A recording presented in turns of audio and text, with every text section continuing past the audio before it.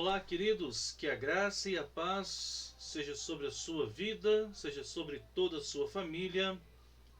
Bem-vindos a mais uma aula do nosso curso de Apocalipse, aqui na Escola de Sabedoria da Igreja de Cristo do Jardim Bela Vista, em Aparecida de Goiânia, a ICJBV.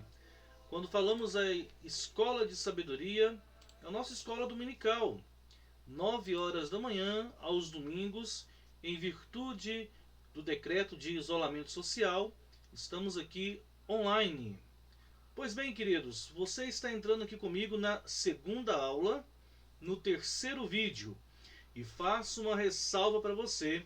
Se você não assistiu as duas primeiras partes da primeira aula, a primeira e a segunda parte, o primeiro e o segundo vídeo, pare tudo agora. Vem aqui nas nossas descrições desse vídeo e lá vai ter link da aula 1, link da aula 2 e você então pode assistir pela ordem. Dos dois primeiros vídeos, na primeira aula, falamos sobre introdução, sobre esboço, sobre o contexto histórico, pano de fundo do livro de Apocalipse. E é importantíssimo porque nessa aula já vamos entrar no capítulo de número 1.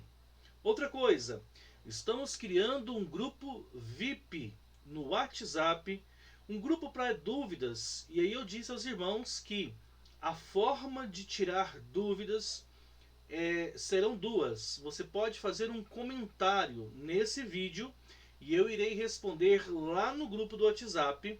E você pode também, eventualmente, no próprio particular do meu WhatsApp, mandar a sua pergunta, fazer o seu comentário e iremos também responder publicamente ali no grupo de WhatsApp. Quer saber como é que entra no grupo? Não vou enviar convite para ninguém e nem vou colocar ninguém que não queira estar. Esse grupo não tem comentário, não tem aquele monte de mensagens, de vídeos, de imagens. Ele é um grupo exclusivo para esse curso. Aqui também, na descrição desse vídeo, você tem também o link do grupo do WhatsApp, o grupo VIP desse curso de Apocalipse, que você pode, somente clicando nele, entrar no nosso grupo de WhatsApp, ok? Outra coisa, peço que você nos ajude.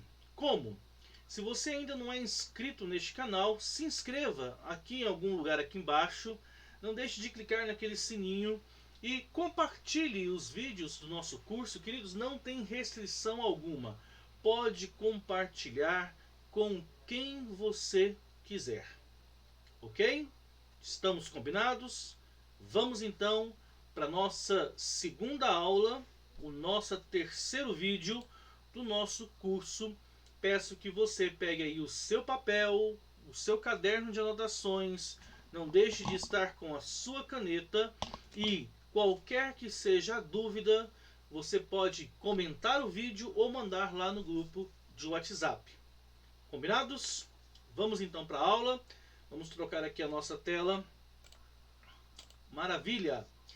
Bem-vindos então à aula 2 do curso de Apocalipse.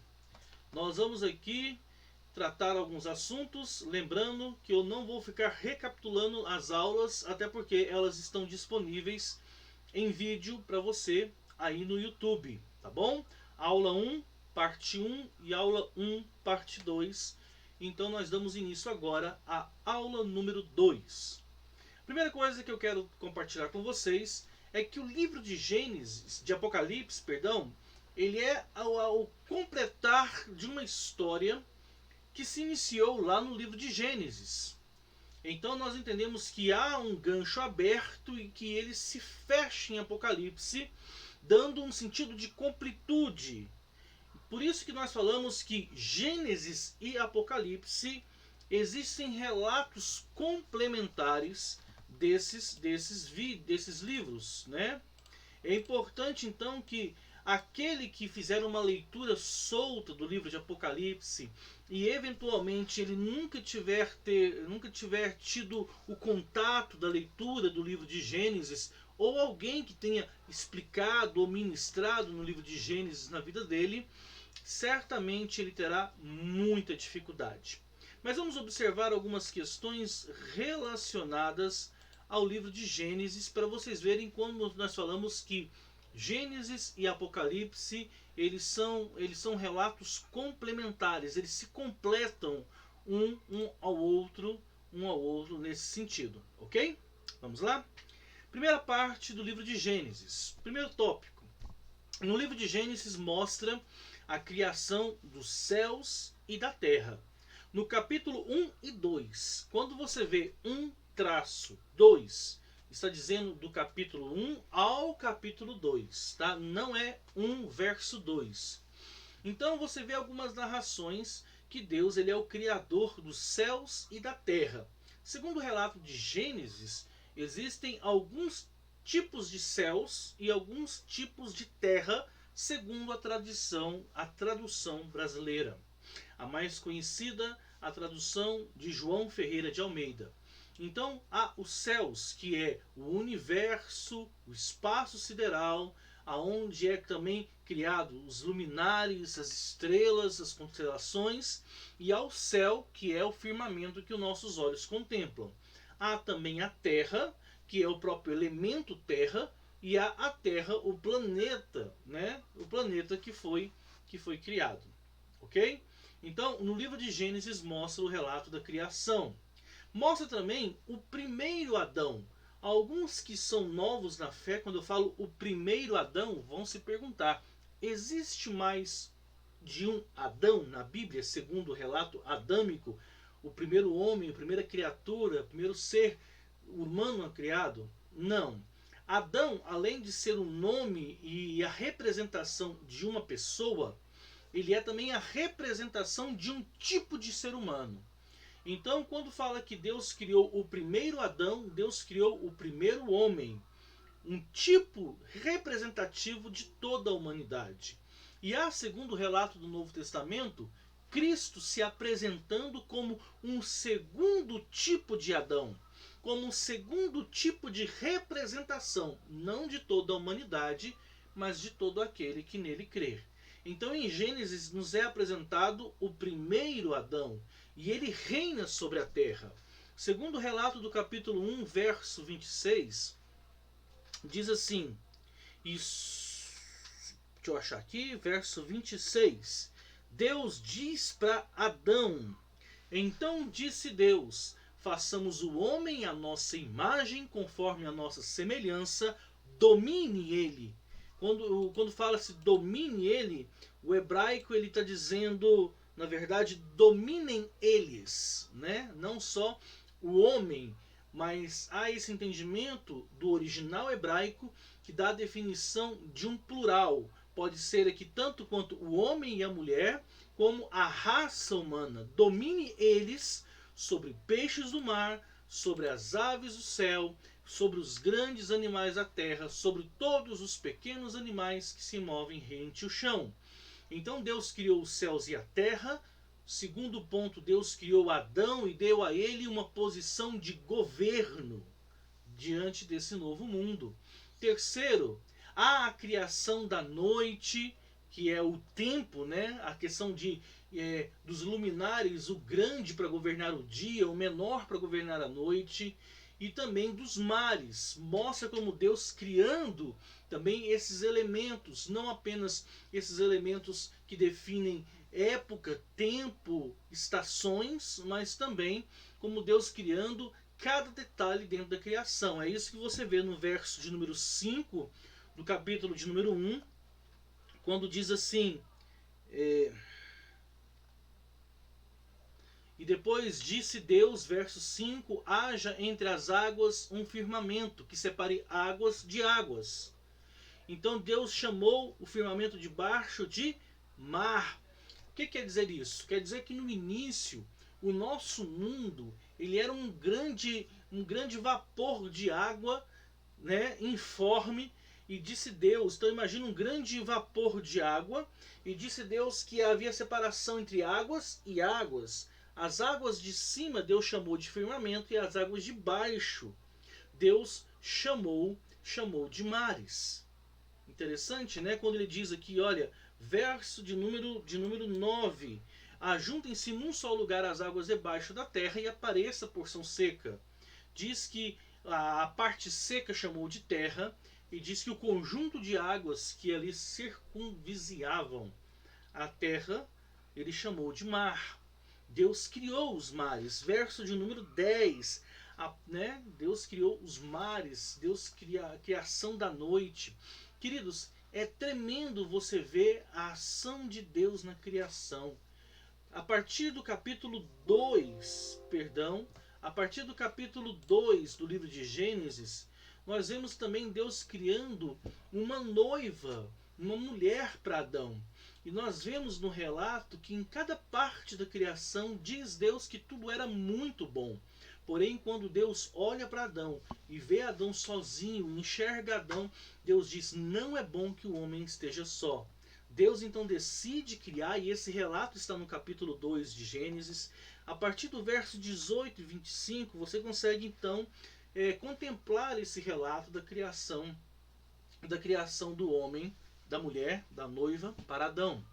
No verso 18 do capítulo 2, diz assim: então o Senhor Deus declarou, não é bom que o homem esteja só. Farei para ele alguém que o auxilie e que lhe corresponda. Eu estou lendo na versão NVI, talvez você conheça aquela expressão bem clássica. Far-lhe-ei uma mulher, uma varoa que lhe seja idônea, né? Então, mostra que Deus criou uma noiva para ele. No relato de Gênesis também mostra que havia uma árvore da vida no meio do jardim. No mesmo capítulo, você pode ver isso, no verso de número 9, quando diz assim, estou baixando a cabeça aqui para conseguir ler, tá, gente? Ora, o Senhor tinha plantado no jardim do Éden para os lados do leste, e ali colocou o homem que formara. Ou seja, Deus tinha plantado esse homem ali. No verso de número 9 diz assim: então o Senhor Deus fez. Eu não quero usar o óculos que fica dando reflexo, mas vamos usar que é melhor, tá? Então você não vai ver meus olhos.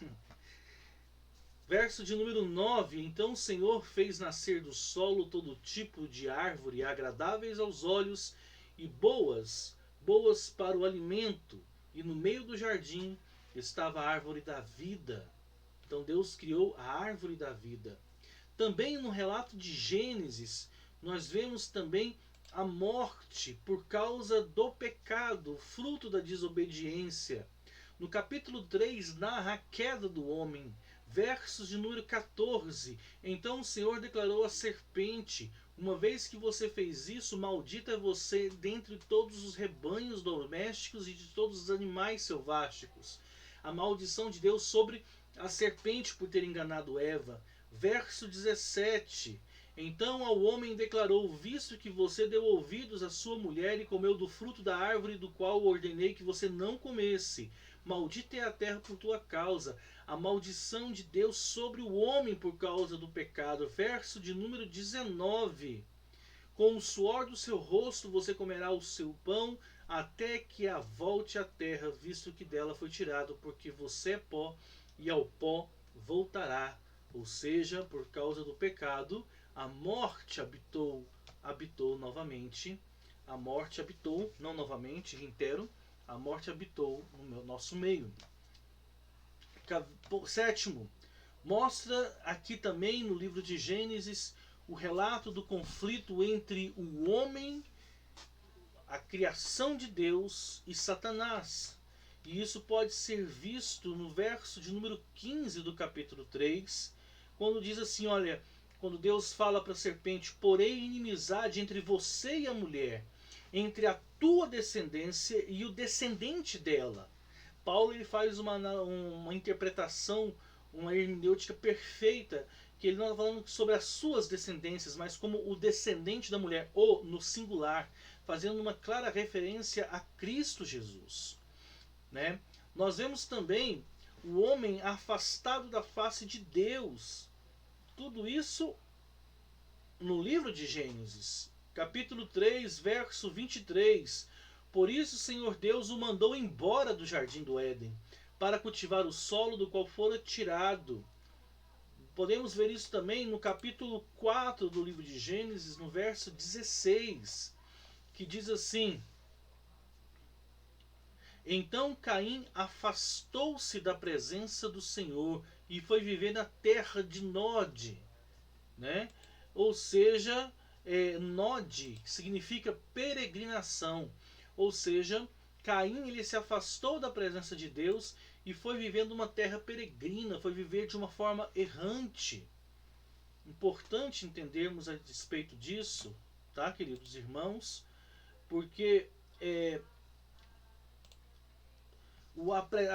não é Deus que tira a presença dele do homem, não é Deus que decide romper esse elo, mas é consequência da desobediência do homem, do pecado do homem, esse afastamento, né? Se você entender, fazer essa leitura da Gênese, das primeiras coisas, você vai ver que o primeiro casal ele é criado à imagem e à semelhança de Deus, mas os seus filhos, Caim e Abel, eles são criados segundo a imagem e semelhança dos seus pais. Se o primeiro humano, o primeiro casal, ele é criado à imagem e semelhança de um Deus santo, a segunda geração de ser humano, eles já são criados à imagem e à semelhança de um Deus, de um homem caído, Interessante, né? Nono, fazendo uma nova alusão a despeito da Gênesis ou de Gênesis, mas agora fazendo um vislumbre lá do Novo Testamento. Do livro de Hebreus, no capítulo 11, dos versos 13 a 16, fala a respeito que os crentes procuram uma nova cidade. Olha o que diz ali. Todos esses viveram e morreram pela fé, sem receber, perdão. Todos esses viveram pela fé e morreram sem receber o que tinham prometido. Viram-no de longe e de longe a saudaram. Reconheceram que eram estrangeiros e peregrinos na terra, tal como Caim. Os que assim falam mostram que estão buscando uma pátria. Se estivessem pensando naquela de onde saíram, teriam a oportunidade de voltar. Em vez disso, esperavam eles uma pátria melhor, isto é, a pátria celestial. Por essa razão, Deus não se envergonha de ser chamado o Deus deles e lhes preparou uma cidade. Agora a pergunta que o texto faz nesse paralelo de Gênesis: onde está o Cordeiro? E aí nós vamos lá para Apocalipse, capítulo de número 22, verso de número 7. Olha o que diz o relato desse texto. Diz assim: Eis que venho em breve. Feliz é aquele que guarda as palavras desta profecia, deste livro, as palavras de profecia deste livro.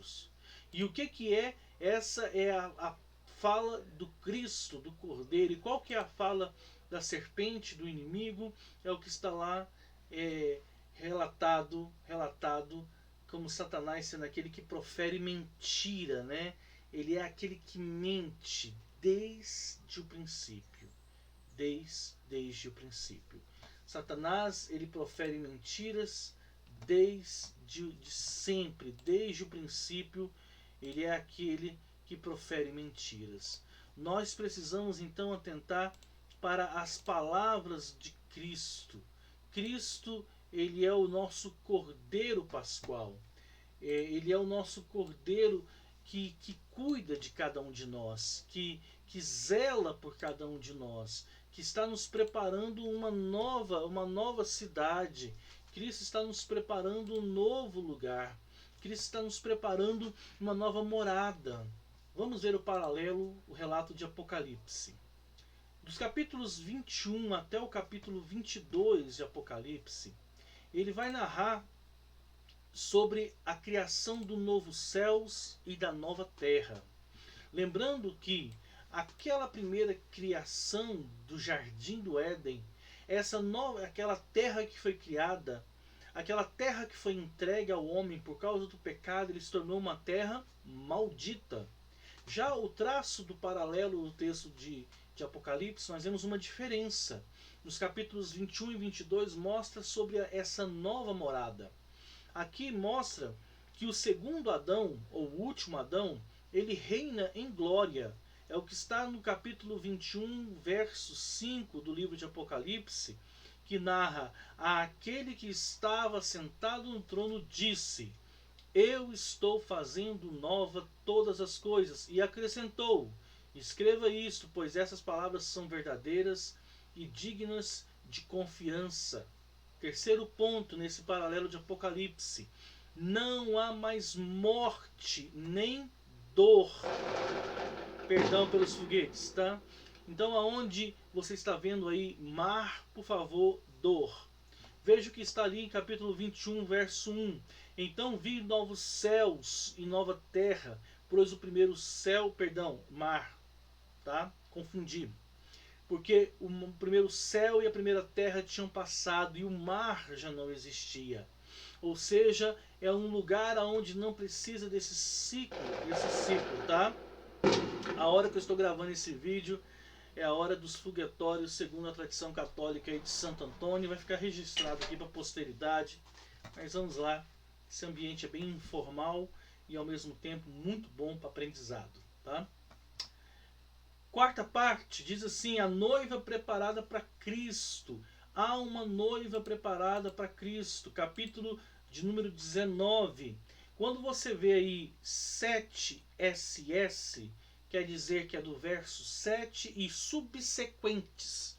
Então, a partir do verso 7 você pode ler e aí você vai encontrar o relato desse tópico. Aqui diz, verso 7 do capítulo 19, a respeito de uma noiva que foi preparada para Cristo.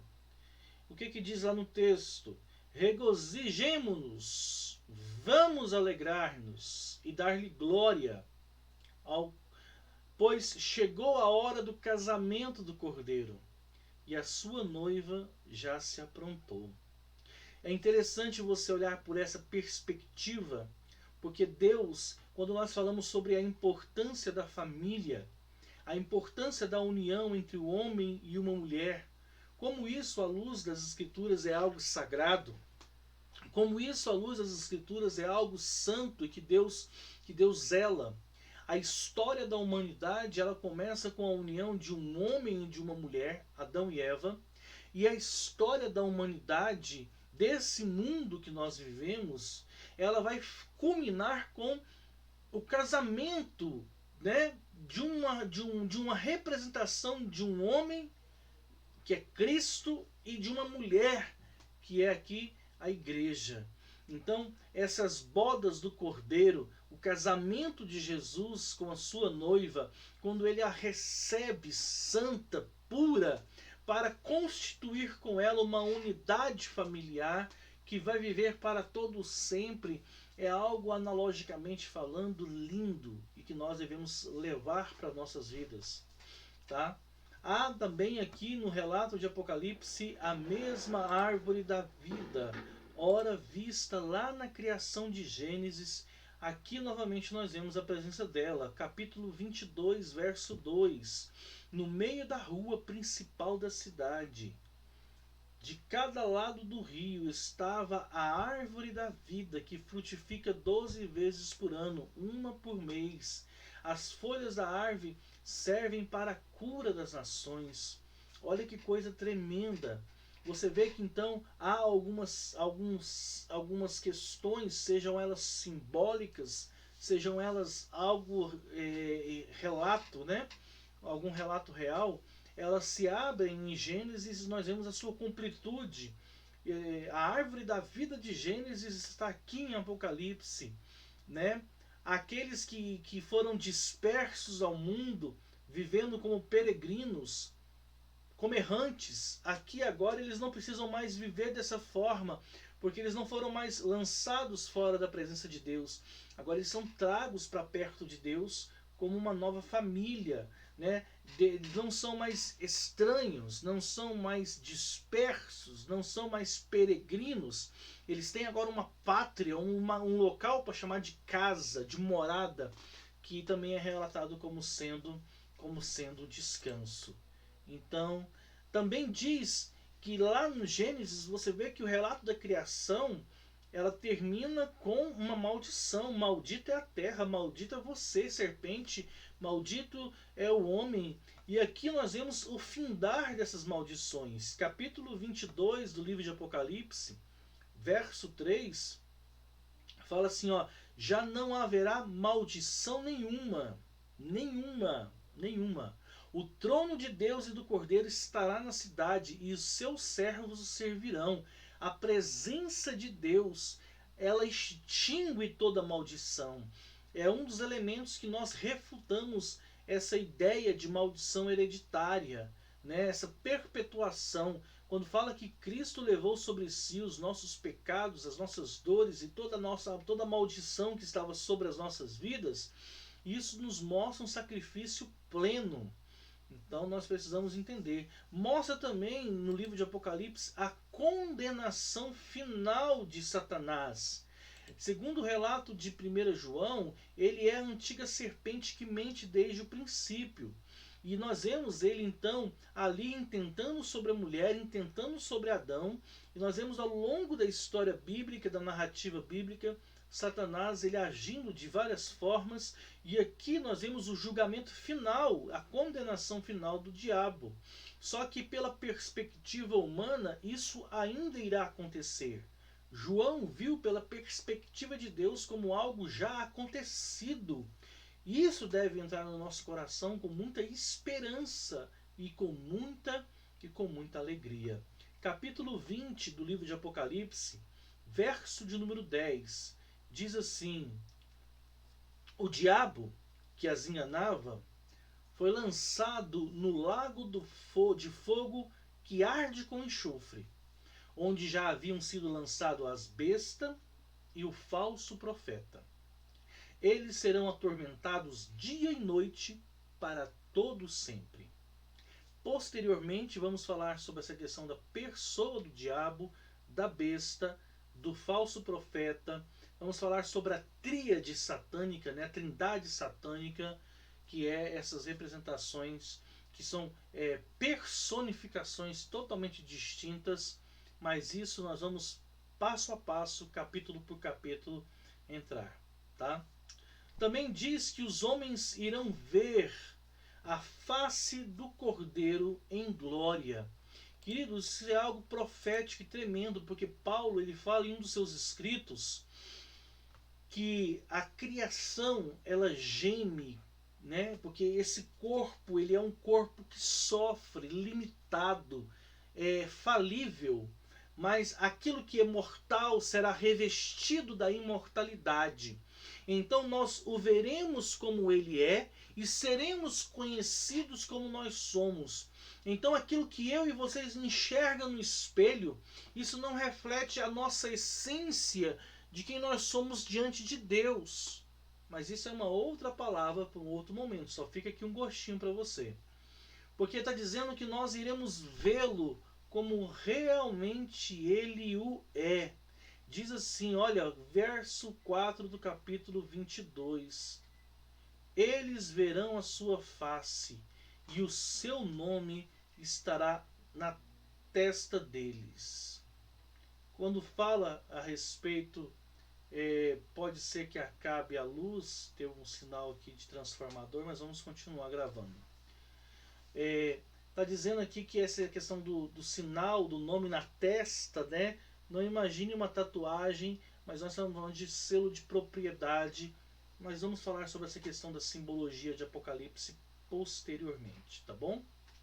Continuando.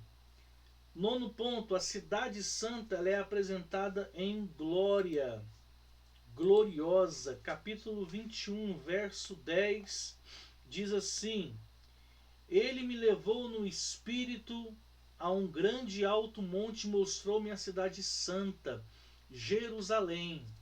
Abre um parênteses, vou adiantar algumas coisas. A palavra Jerusalém é a fusão de duas palavras, que quer dizer Jeru, que quer dizer firmada sobre, Salém, que quer dizer justiça. Então, nós não estamos falando aqui da cidade física de Jerusalém hoje na Palestina, por mais que ela tenha sua especialidade, que trataremos isso posteriormente. Mas está falando da cidade santa, que é a morada de Deus, que ela é assim nos apresentado como firmada sobre a justiça, que descia do céu da parte de Deus. E continuando o capítulo, você vê uma nova citação lá no verso de número 27, quando fala: nela jamais entrará algo impuro ou enganoso, ninguém que pratique o que é vergonhoso, mas unicamente aqueles cujos nomes estão escritos no livro da vida do Cordeiro de Deus. Então, você que está em Cristo e que tem ali a promessa de Cristo na sua vida, há um lugar preparado para você nessa cidade. Há um lugar preparado para você juntamente com Deus nesse lugar santo chamado Nova Jerusalém. Tremendo, né? Então terminamos a primeira parte da aula 2, que é referindo-se à questão do paralelo ou dos textos, dos relatos complementares, que um completa no outro, que um se cumpre no outro, entre o livro de Gênesis e o livro de Apocalipse. Entramos então nos últimos dois tópicos, que mostra o Cordeiro, o relato do Cordeiro reinando, capítulo 22, verso 3.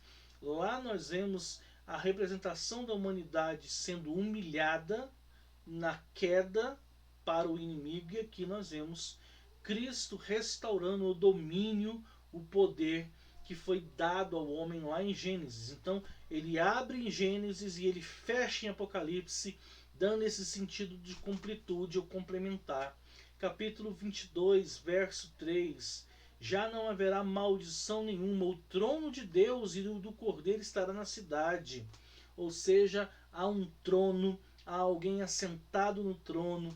Trono representa governância, alguém que se assenta no trono, o trono ocupado, mostra o exercício desse governo, a regência, né, com aquilo que simboliza o poder e a autoridade de um rei, que é o cetro da equidade, o cetro de justiça. E é tremendo demais. Glórias a Deus. Mostra, que vamos falando, que não haverá mais nenhum tipo de maldade, mentira, dolo, né? Uma das características desse lugar é a santidade dela. Tremendo? Vamos continuar. Então entramos alguns relatos aqui a completar com os irmãos. Apocalipse resume então o plano de Deus para a história da humanidade. O que se iniciou muitas eras atrás, com a primeira criação, ou os primeiros seres humanos, nós vemos se completar com a nova criação. Eis que Deus faz nova todas as coisas. Nova terra, novo céu, nova cidade, novo corpo, nova vida. Apocalipse é um relato com bênçãos, e os que leem são bem-aventurados. A palavra bem-aventurado quer dizer excessivamente feliz. E o relato de bem-aventuranças, ele aparece 7 vezes no livro de Apocalipse. Lembra que eu disse que muitas pessoas têm medo de ler o livro de Apocalipse, mas o livro de Apocalipse, ele é um livro para encorajamento, para trazer esperança à igreja, tanto da época de João como ao longo da história. Né? Quando fala bem-aventurado, a versão NVI trata e traduz como feliz. Capítulo 1, verso 3. Feliz aquele que lê as palavras dessa profecia, e felizes aqueles que ouvem e guardam o que nela está escrito. Alguns outros relatos dessas bem-aventuranças. Capítulo 14 de Apocalipse, verso de número 13, diz assim: então ouvi uma voz dos céus dizendo: escreva, Felizes os mortos que morrem no Senhor de agora em diante, ou seja, bem-aventurados são aqueles que morrem no Senhor, porque ainda que seja morto, palavras de Jesus a Marta e a Maria, viverá. Capítulo de número 16, verso de número 15, narra também um outro momento em que há essa citação das bem-aventuranças de Apocalipse. Eis que venho como ladrão. Feliz aquele que permanece vigilante e conserva consigo as suas vestes.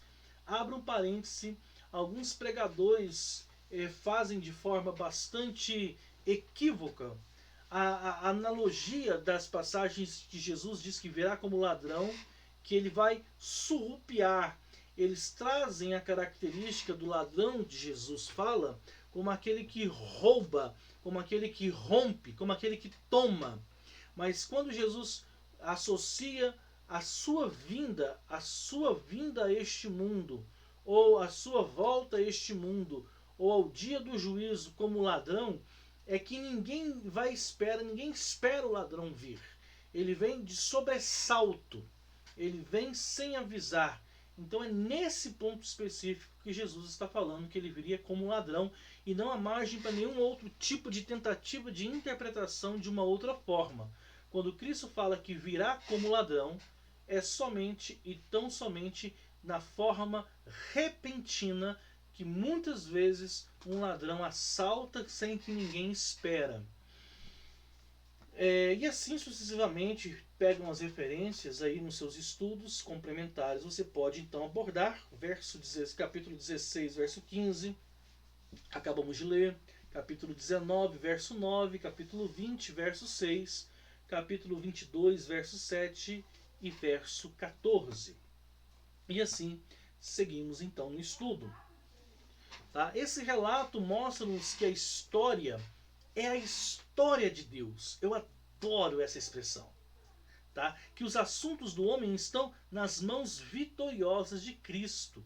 Ou seja, o homem, ele, nos seus devaneios, o homem, na sua loucura e na sua insensatez, ele permanece acreditando que existe nele algum tipo de controle sobre a sua própria história. Mas quando você olha a história pelo prisma da ótica da soberania de Deus, você vê Deus em todo o tempo governando, né? Ele entrega a terra aos homens e os homens arrebentam com tudo, mas em todo o tempo ele tem a intervenção, a soberana intervenção de Deus, e isso é de uma grandiosidade tremenda, né? Você vê Deus ele se manifestando ao longo da história. Ele é o Deus da história. E isso é tremendo, tremendo, tremendo, tremendo. Sentimos-nos encorajados, inspirados para o serviço e capacitados para levar uma vida pura, a fim de estarmos preparados para o retorno dele à medida que lemos o relato. O livro de Apocalipse é um livro que nos encoraja, que nos estimula. É um livro que nos traz um sentimento de imediatismo, de uma volta iminente, de uma glória soberana, de um galardão garantido da parte de Deus. E isso é tremendo, é um Deus tremendamente. Bem-vindos então a Apocalipse capítulo 1, e a partir de agora entramos propriamente no texto pelo texto, tá bom? Deus Pai deu a Cristo o conteúdo do relato, que por sua vez deu ao apóstolo João por intermédio do seu anjo. Talvez a expressão o seu anjo possa ser traduzida por seu mensageiro. A palavra ângelo, que é uma palavra grega, vem angelos, né? Não é angelos, né? A palavra do segundo G, ele é um angelos, né? Como se fosse um J do espanhol, significa mensageiro. mas também ele pode ser traduzido em alguns como enviado. Quando fala ao anjo da igreja escreve, ao enviado da igreja escreve, ao mensageiro da igreja escreve. No capítulo 22, verso 6, olha que diz assim: o anjo me disse, essas palavras são dignas de confiança e verdadeiras. O Senhor Deus dos espíritos dos profetas enviou o seu anjo para mostrar aos seus servos o que breve há de acontecer. Ou seja, Deus ele revela isso, né, ao anjo para que o anjo transmita isso a João. Por quê? Vamos lembrar daquele momento de Moisés, né? A glória de Deus ela é algo tão grandiosa que nenhum ser humano é capaz. Então, os anjos são espíritos ministradores, né? São mensageiros da parte de Deus. E aqui o relato ele transmite isso de uma forma muito linda.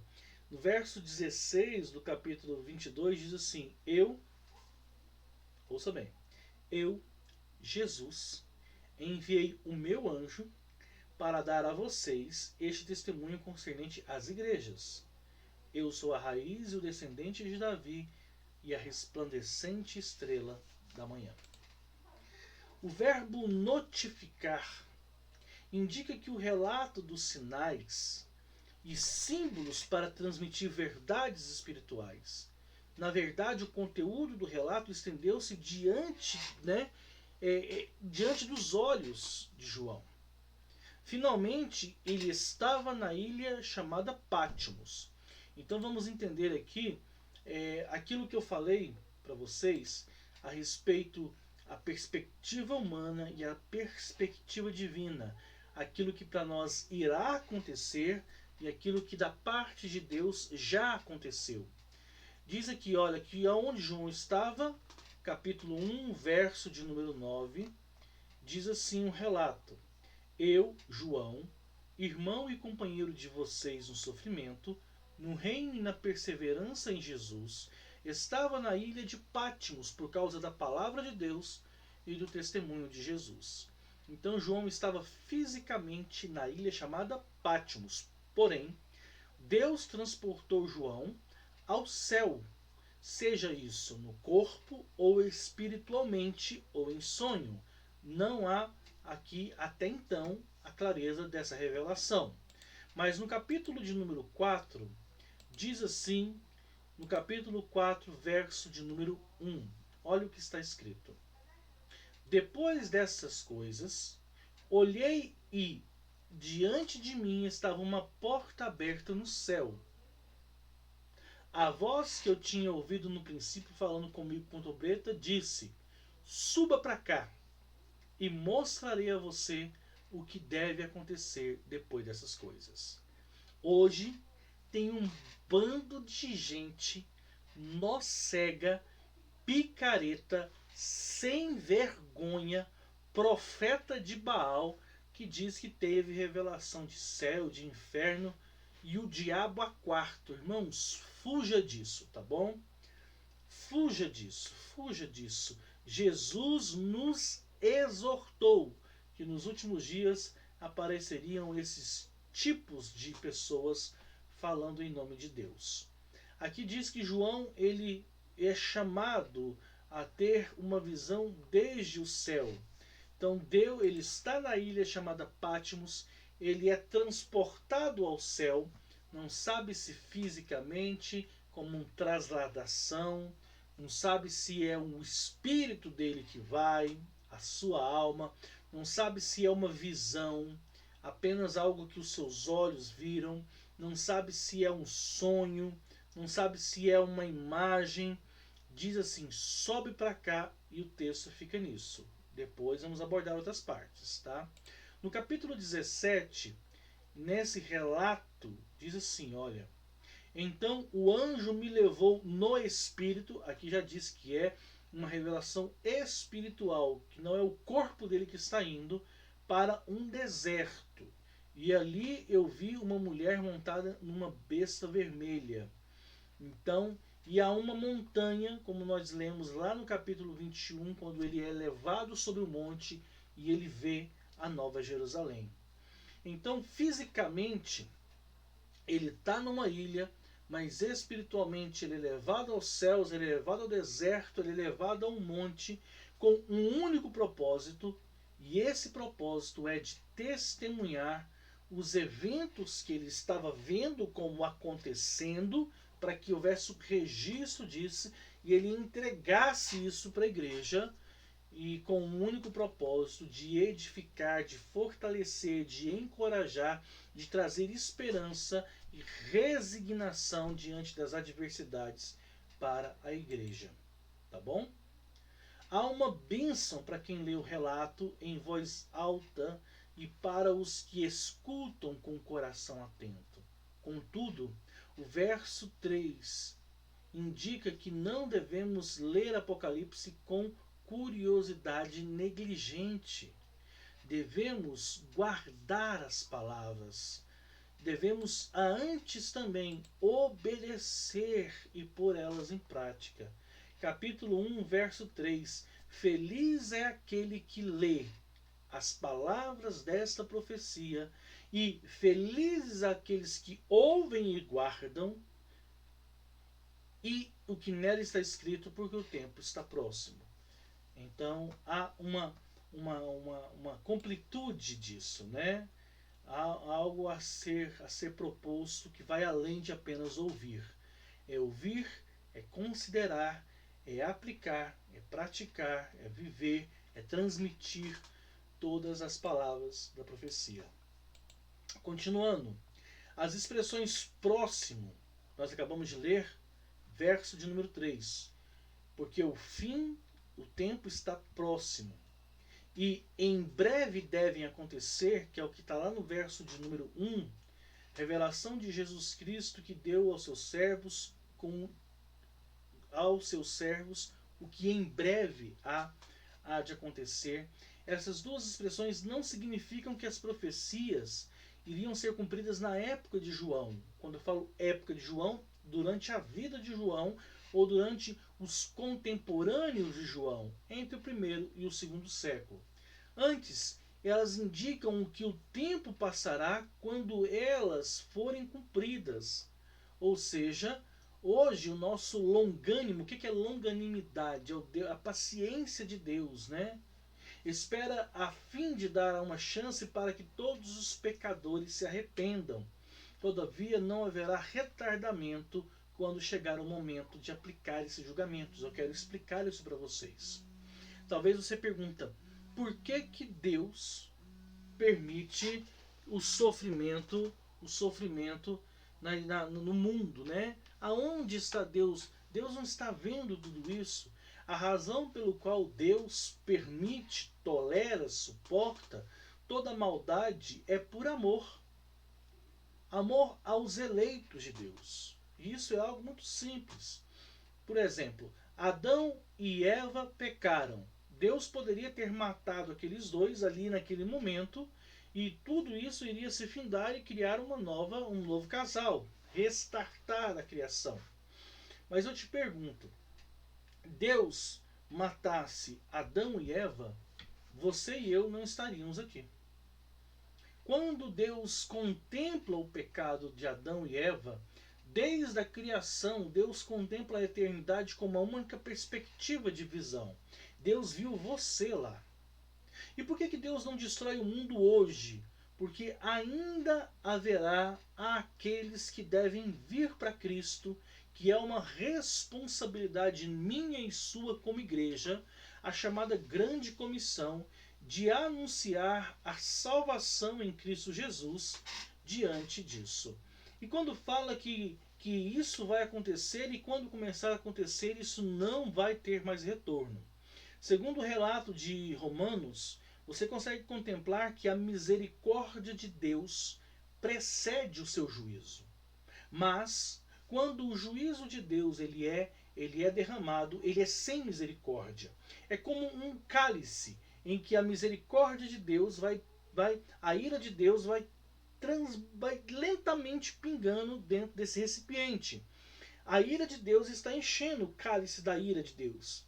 E enquanto esse cálice da ira está enchendo, há tempo oportuno de arrependimento para muitos, para quase todos. A mensagem de salvação, ela vem.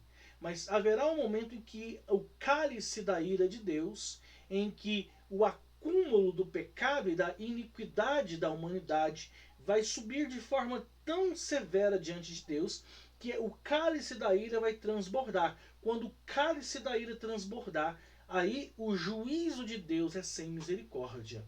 Queridos, a mão de justiça de Deus, quando ele é derramada sobre a terra, ela não volta de forma alguma. Você viu isso em Sodoma e Gomorra, quando há aquele diálogo com Abraão, e Deus fala: Abraão, por causa de um eu iria poupar, mas como não tem um, não vou poupar. O anjo disse para Ló: Ló, corre, se você não correr não vai dar tempo. Quando Deus diz para Noé: Noé, prepara a arca, vai chover. E durante anos, se eu não me engano 40 anos, o testemunho de Deus foi proclamado por aquele homem.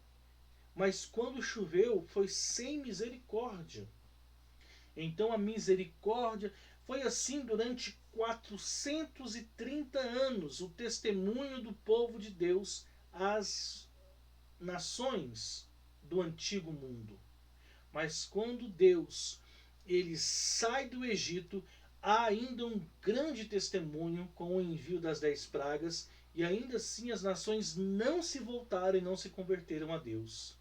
Mas quando há o juízo ele é sem misericórdia. Interessante, né? Mas a misericórdia precede o juízo. Vamos aqui agora pontuar o livro de Apocalipse e vamos entrar em alguns pontos. E aqui nós vamos apresentar para vocês o Cristo que João conhecia. Depois vamos apresentar para vocês a próxima aula, na aula 3, o Cristo que João ouviu. Depois vamos apresentar para vocês o Cristo que João viu. Todas elas são perspectivas do ponto de vista de João. Depois vamos entrar num relato da destinação desse livro às 7 igrejas da Ásia Menor. Vamos falar um pouco sobre isso. Vamos falar sobre a questão também da seita dos Nicolaítas, tá? E dentre algumas outras coisas, chamada de as sinagogas de Satanás. Vamos falar sobre a doutrina de Balaão e ali mais algumas questões que eu quero abordar com vocês na próxima aula, antes de entrarmos efetivamente no capítulo de número 2 do livro de Apocalipse. Ok? Então vamos lá. O Cristo que João conhecia, capítulo 1, versos de 4 a 8. Diz assim, perdão, deixa eu colocar aqui, isso. João, às 7 igrejas da província da Ásia, a vocês graça e paz da parte daquele que é, que era e que há de vir, dos 7 Espíritos que estão diante do trono, e de Jesus Cristo, que é a testemunha fiel, o primogênito dentre os mortos e o soberano dos reis da terra. Uau, muita coisa boa aí, hein? Vamos lá. Ele nos ama e nos libertou dos nossos pecados por meio do seu sangue, e nos constituiu reino e sacerdotes para servir a seu Deus e Pai. A ele sejam a glória, o poder para todo sempre. Amém. Eis que ele vem com as nuvens, e todo o olho verá, até mesmo aqueles que o transpassaram, e todos os povos da terra se lamentarão por causa dele. Assim será. Amém. Eu sou o Alfa e o Ômega, assim diz o Senhor Deus, o que é, o que era e o que há de vir, o Todo-Poderoso. João ele saúda as igrejas da Ásia Menor quando ordena o que deve ser feito. E isso está lá no verso de número 11. Que ordem é essa? Diz assim, olha, escreve num livro o que você vê e envie às 7 igrejas. Então há uma ordenança da parte daquele que transmite a revelação a João, dizendo, olha, você tem um propósito com isso. Você vai relatar e vai destinar, vai enviar isso. Ele revê um milagre da Trindade, clamando cada divindade que fez parte dela. Interessante isso, né? O Pai, como ele fala no verso de número 4, ele diz assim no verso de número 4: João às 7 igrejas, né, da Ásia, daquele que era e que há de vir, isto é, o Deus eterno. Aqui há uma clara manifestação a respeito daquele que é eterno, uma das características de Deus. Verso de número 8 fala: Eu sou o Alfa e o Ômega, o princípio e o fim, aquele que é e que era e que há de vir. Nós vemos esse relato também, essa mesma forma de apresentação no capítulo 4, no verso de número 8, que diz assim: Cada um deles tinha 6 asas, de Santo, Santo é o Senhor Deus Todo-Poderoso, que era, que é e que há de vir. A essa mesma forma de apresentar o Deus Todo-Poderoso, o Senhor está além da história. Ele não está limitado pelo tempo. Nós sempre falamos a respeito dessa questão de ser um Deus atemporal. A pergunta é: aonde estava Deus antes da criação do mundo? Deus criou a dimensão do tempo e do espaço. Ele vive e vivia em uma outra dimensão conhecida como céus por muito nós, que é o mundo espiritual, que nós não entendemos, por mais que a Bíblia está recheada de textos que comprovam a sua existência. É por isso que a nossa mente finita, criada, não consegue contemplar a perspectiva de um Deus que não foi criado, um Deus sempre eterno. Ele sempre existiu, porque estamos vivendo dentro de um contexto tridimensional de espaço e dentro de um contexto temporal de passado, presente e futuro. Mas, sigamos. Tremendo, né? O Espírito. Quando nesse relato desses versos do capítulo 1 ele fala sobre o 7 e é um número de complementação e de padrão para o cumprimento, ele mostra então aqui o Espírito, ele fala a respeito do Espírito de Deus. Nós estamos vendo aqui João manifestando a sua forma de conhecer Deus através da perspectiva da Trindade, ele faz questão de citá-la, né, e através dos seus atributos, de suas manifestações.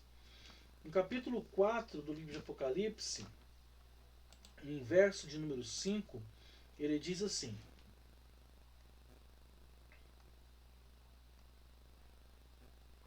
Do trono saíam relâmpagos, vozes e trovões.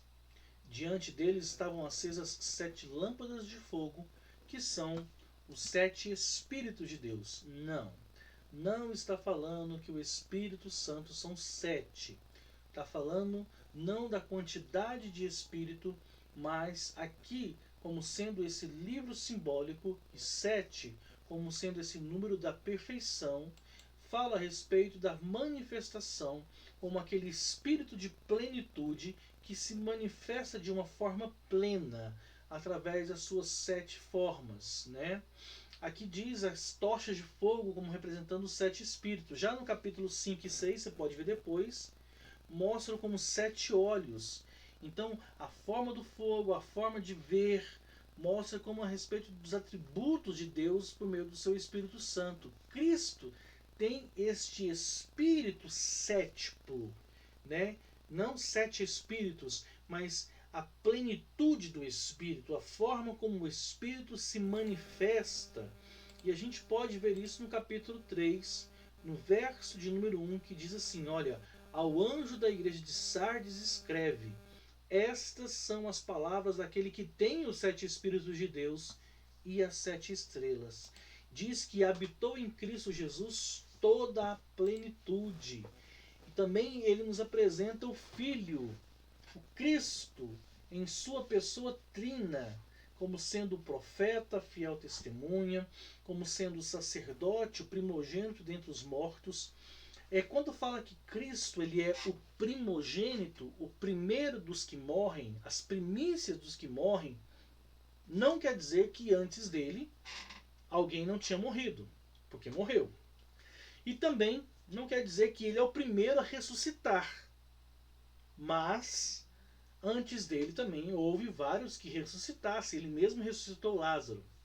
Mas quando fala que Cristo ele é o primeiro, é aquele que morreu, mas que ressuscitou de uma vez para sempre. Entendem isso? Então, Lázaro ressuscitou, mas morreu de novo. A viúva, né, de Sarepta, o filho dela ressuscitou, mas morreu de novo. O filho daquela mulher ressuscitou, mas morreu de novo. Então todos que ressuscitaram voltaram a experimentar a morte. Cristo, ele é a primícia, ele é o primeiro daquele que ressuscita para nunca mais experimentar a morte, porque a morte não tem mais domínio sobre ele. Então por isso que ele é tido como a primícia daqueles que dormem, ou a primícia daqueles que são os mortos, né? Então nós vemos aqui João nos apresentando no capítulo 1 a forma como ele vê Deus através disso. A seguir, João louva a Deus, aquilo que muitas vezes a Bíblia chama de doxologia, né? Pela sua obra tripla que Cristo realizou na cruz. Diz que ele nos amou, diz que ele nos libertou e diz que ele nos constituiu, ou seja, que ele nos amou, por um motivo pelo qual ele se entrega e ele se morre, né, por cada um de nós. Ele liberta cada um dos pecados e ele também nos dá um propósito de vida e nos dá também uma nova identidade como criação, que é a identidade de reino e de sacerdote, que é para nós exercermos esse domínio, que é o domínio de Cristo e que havia sido perdido em Adão. Nos versículos 7, nós vemos ali então, Apocalipse faz a primeira referência, né, de 7 referências ao retorno de Cristo. Eu não vou ler, você pode ler depois as referências. Então no capítulo 1, verso 7, ele fala a primeira referência do retorno de que Cristo ele voltará. E você pode ver essas outras referências no capítulo 2, no verso 25, no capítulo 3, nos versos 3 e 11, no capítulo 22, nos versos 7, 12 e 29. Você pode ver essa referência que João faz em Apocalipse a respeito do retorno. Diz aqui no capítulo 1, verso 7, eis que ele vem com as nuvens e todo olho verá. Os gentios, né, eles... importante, deixa eu só explicar isso. Nós não podemos confundir que a volta para o arrebatamento da volta final para a grande batalha. Porque esse arrebatamento da igreja ele vai acontecer de forma secreta. Não é esse que todo olho verá. O arrebatamento diz que vai ser num abrir e fechar de olhos, como um raio que sai do oriente ao ocidente. Assim será o arrebatamento, vai sumir.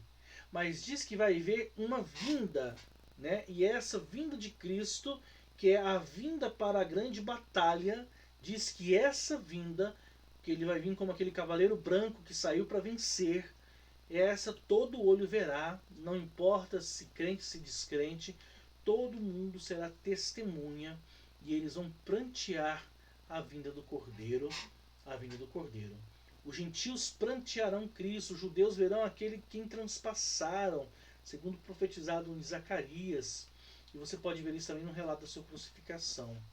Então, quando fala assim que ele virá como as nuvens e todo olho verá, essa profecia do capítulo 1 não é a vinda do arrebatamento da igreja, que essa vai ser secreta, não haverá testemunha, apenas as pessoas quando assustarem, as outras já sumiram. Ok, pessoal? Maravilha? Pois bem, eu acho que é oportuno pelo tempo a gente dar uma parada por aqui, que é a aula 2, né?